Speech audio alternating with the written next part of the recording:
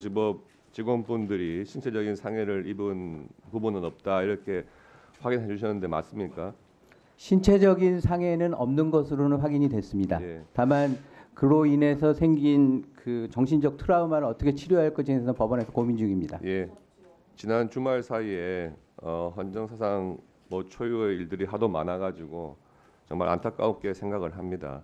그리고 이런 법원에 대한 이런 소요 사태는 다시는 있어서는 안 되겠죠. 예, 맞습니다. 그에 대해서는 다 공감을 하고 있고 다만 그 법원에서 이런 일이 있을 거에 대해서는 충분히 예견을 하고 사실 준비를 철저하게 했어야 됩니다.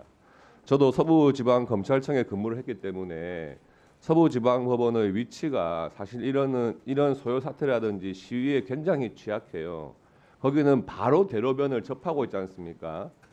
그래서 법원까지 들어가는 어떤 좁은 길이 있는 게 아니고 그 앞에 대로에서 시위를 하게 되면 그 시위 사태가 법원에 바로 영향을 미칠 수 있는 그런 위치에 있단 말이에요. 서부지방법원이. 그렇지 않습니까?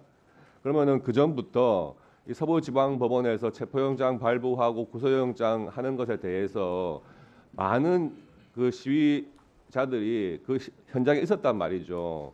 그렇다면은 그런 위험성을 고려해가지고 충분한 사전 대비를 했어야 되는 것이 아닌가 하는 아쉬움이 크게 남습니다.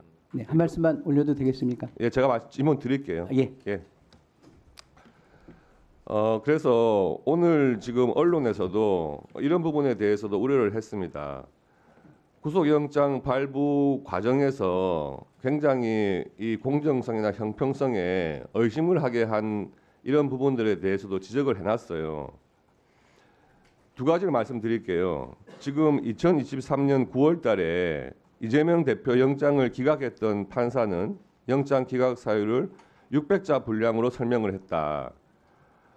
판사는 당시 판사 말하는 거죠. 피해자의 방어권 보장 필요성 정도와 증거인멸 염려 정도 등을 종합하면 불구속 수사의 원칙을 배제할 정도로 구속의 사유와 필요성이 있다고 보기 어렵다.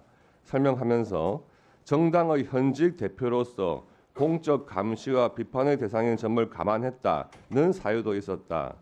야당 대표라는 정치적 배경을 불구속 사유로 들었던 법원이 현직 대통령에게는 왜 이 원칙을 적용하지 않았는지 설명이 필요하다.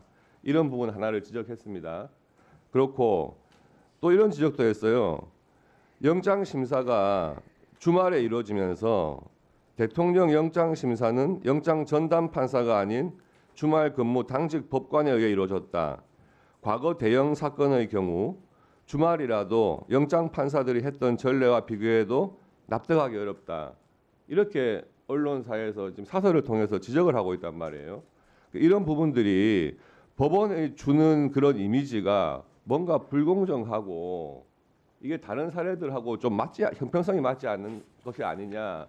이런 지금 지적들을 하고 있는 겁니다. 그래서 지금 제가 말씀드린 두 가지 지적 사항, 이재명 대표에 대한 영장 발부 사유, 영장 기각 사유 이런 것에 대해서 볼 때 너무 이 발부 사유가 설명이 부족한 거 아니냐. 그리고 서부지법의 경우에는 왜 영장 판사들이 있음에도 불구하고 그냥 주말 당직 판사에게 이런 것을 맡겼느냐 하는 부분에 좀 설명을 해주시죠. 두 가지 측면에서 답변 올리도록 하겠습니다. 이번 사태에 대비해서 법원의 준비가 부족하지 않았냐라는 의원님 질문에 대해서 먼저 답변을 올리자면요. 사안의 심각성을 판단을 해서 법원의 보안관리대원을 대법원에 소속된 인원과 서울고등법원에 소속된 인원을 추가적으로 서부지방법원에 파견을 해서 보안관리대원을 증설을 해서 이번 사태에 대비를 했습니다.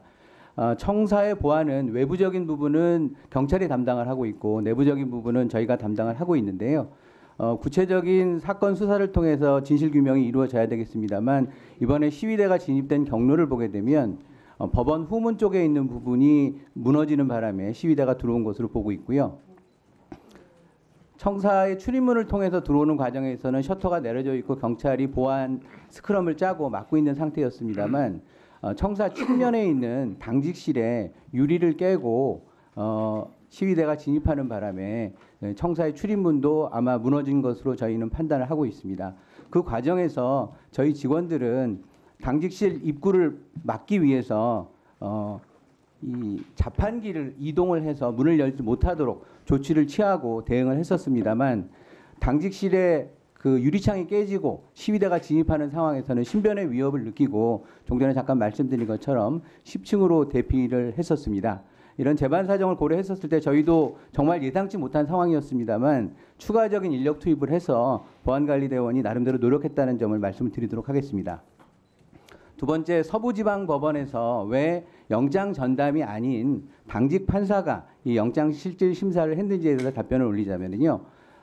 중앙지법 같은 경우는 주말에도 많은 사건이 접수가 되기 때문에 당직 판사가 이것을 담당하는 것은 적절치 않다는 판단하에 오래 전서부터 영장 전담 법관이 그 사무분담을 해서 주말에도 이 업무를 처리할 수 있도록 이렇게 사무분담이 정해져 있는 상황이고요. 중앙지방법원처럼 크지 않는 대부분의 법원에 있어서는 주말에까지 영장 전담 법관이 나와서 이 업무를 처리를 하는 것은 적절치 않다는 판단하에 각급 법원의 내규를 통해서 주말에 접수되는 당직 영장 사건에 대해서는 당직 판사가 담당을 하도록 내규를 정하고 있습니다. 이거는 서부지방법원뿐만이 아니라 그 중앙지방법원을 제외한 상당수의 법원에서 그와 같이 내규를 정하고 있습니다. 예, 지금 내규 말씀하셨는데 예. 지금 사안의 중요성이나 이런 걸 고려할 때 그런 내규로서 설명할 수 있는 부분이 왜 좀 또 아니지 않습니까? 예, 왜 그 말씀을 드리냐 하면요. 이 사안의 심각성과 또는 그 여러 가지 정치적 측면을 고려했었을 때 원래 규칙대로 내규에서는 당직 판사가 하기로 돼 있었는데 이런 사항을 고려해서 그러면 이번에는 내규와 달리 영장 전담이 하자라고 했었을 때 생길 수 있는 또 정치적 논란이 생길 수 있기 때문에 여러 사정을 고려를 해서 원칙대로 당직 판사가 담당한 것으로 알고 있습니다. 네, 수고하셨고요. 지금 법원행정